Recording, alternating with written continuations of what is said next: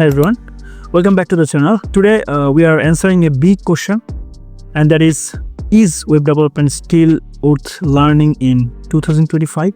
AI going so fast, is coding still important? Let's find out.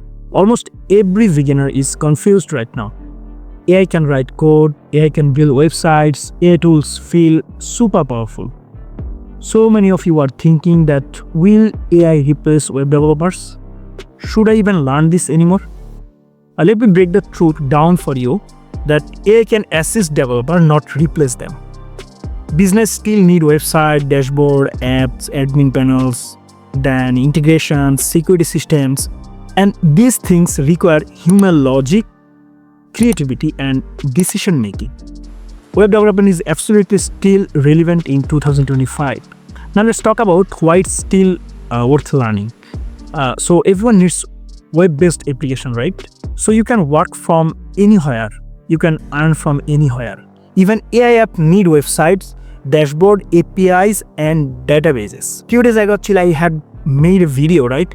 I have shown you that how you can actually create a PHP shop using OpenCode AI. But here I can actually show you that the database work, right? So to connect to the database, you need developer, right? Let's talk about what has changed in 2025. AI is assisting, right? But the developers who use AI tools, they are now 2 to 3 times faster or more productive, right? Now let's talk about who should learn web development in 2025.